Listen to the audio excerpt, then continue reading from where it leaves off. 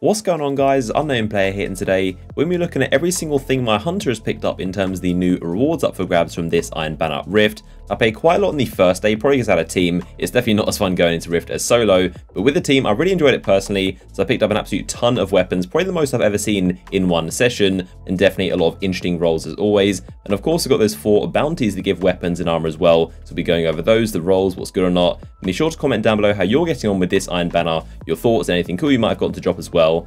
So let's begin with the weapons. Of course, you can already see the one thing I've got equipped, and I've already leveled up because it is so good. This, of course, is the distance style, the main kind of theme from this Iron Banner Rift. So this thing has a really good roll, enough for me to want to rank it up and give it a go before getting the vendor roll. So this one has perfect balance, injection mold, full auto, high caliber, rangefinder, and firefly. So it's almost as good as the vendor roll, just a little bit worse than it. As I've already covered, the vendor roll is basically perfect. It's a very strong set of perks, but this thing is almost as good. The main place I'd make it better would be hand laid stock to have a little bit more stability, and of course take away the range. Perfect balance is kind of like a nice middle ground because it doesn't have any drawbacks, it doesn't take away any other stat, but I'm personally fine, like I said before, with taking away range, so hand laid is definitely my first option. Of course, full auto is one of my favourite perks on this gun. It's just nice not to worry about the fire rate, just hold down the trigger and aim over the target. It's a really simple way to use the gun, which I really like. And then over here in the final column, I'd probably go for hidden hand, because it's got a little bit better of an effect on the weapon in general. I'm still not really too sure what rangefinder really does on this gun and how much effect it actually has. Like I said before, I don't think scouts really need all that much range, so I'd probably prefer hidden hand to have a little bit better target acquisition.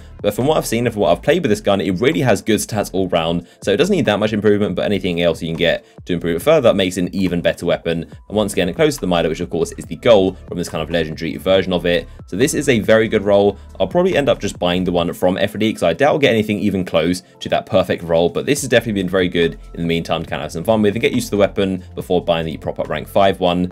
So moving on through them, we can see we've got 4 more. So this one is a pretty bad roll, if I'm honest. It's got small bore, hand laid stock, snapshot, explosive rounds, Zen moment, and also enquiries. Honestly, nothing that I would choose on my personal distance star, so it's all basically going to get infused. Nothing great here overall. We've also got this one over here. This one's got perfect balance, injection mold, full auto, high caliber, life support, and crowd control.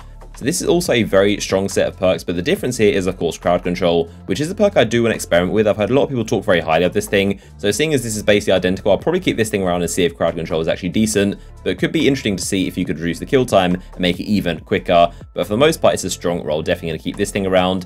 Now we've also got this one with small bore, reinforced barrel, snapshot, extended mags, either storm and firefly. Once again, nothing really too great here. It does have any perks I would ideally go for. And now this 4th one, this has got pretty decent perks. We've got perfect balance, reinforced barrel, lightweight, high caliber, rangefinder, and firefly. So this to me is probably a very strong PvE roll, and I'm probably going to end up keeping one with high caliber as well, because it is also a perk I do want to experiment with. As I've said, it's not as good on these slow rate of fire weapons as it is on something like the Clever Dragon, but still a decent perk. As always, going to knock off the aim, and is always pretty good in PvP. But there you go, those are my distance star rolls, all very solid. Got a couple bad ones, but this one right here is definitely my best, and I'm probably going to buy the even better one from FD herself. So there you go, those are the scout rifles.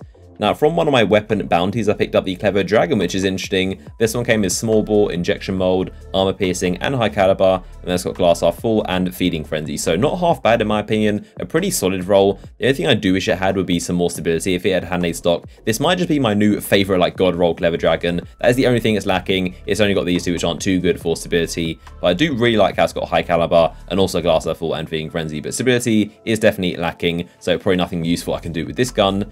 Now, moving into these special weapons, we have a ton of the branded Lord Fusion rifles, which, as you guys have already heard, is not a great fusion. It's not the good archetype. So I'll go quickly over the perks. We've got rifle barrel, injection mold, snapshot, accelerated coils, hot swap, and battle runner. Pretty much all of these have hot swap for some reason.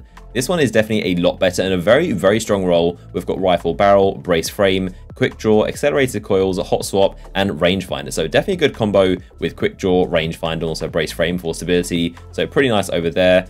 This one's nothing too special. We've got rifle barrel, brace frame, single point sling, enhanced battery, hot swap once again, and battle runner. And this 4th one all the way down here has got perfect balance, hand laid stock, quick draw, enhanced battery, unflinching, and life support. So as you guys have heard me say, I'm not really going to use this weapon, so probably just going to get infused into all my special weapons.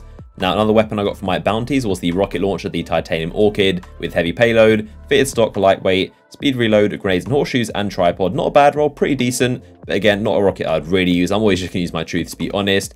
And now looking into the armor pieces, the only helmet I got, I didn't actually get any normal ones, but I did get this year 1 helmet, which I believe is from Vanilla. I'm not 100% sure, but I'm pretty sure this is the original, like, OG Vanilla Iron Banner helmet for the Hunter, which is pretty cool. And this one's got a pretty bad set of perks, so nothing too great. Probably, unfortunately, going to get infused into something. That was basically the only thing I got after a game. In terms of my bounty drops, I got this chest piece, which is just really ugly in my opinion. Definitely getting infused. I honestly still stand by this. Is one of the ugliest armor sets in Destiny. It's just so strange looking, and the perks aren't even great either, so it doesn't have much going for it, unfortunately. And the boots, again, also very, very ugly in my opinion. Let me know if any of you guys really like this set, because I just think it's so ugly personally. The Iron Saga boots with intellect and strength. So I didn't manage to pick up the ghost or an artifact, but I did pick up 2 things down here which are cool, and this is the Sparrow, which I got for the first time somehow. I didn't think this thing was too rare, but I guess it is if this is the first time me getting it. But there you go, that is the Sparrow I got for the first time. And also this shader, which is probably one of the ugliest shaders in the game. It's very, very ugly. It's literally just brown, so nothing great over there. But there you go, that is all of my Hunters, rank 5 loot and the bounties and all the post-game drops. As I said, leave a comment down below with stuff you've been getting from this Iron Banner and how you're getting on, or your thoughts on the Rift game mode. As always, if you enjoyed the video, a like rating would be much appreciated, and I'll see you guys in the next one.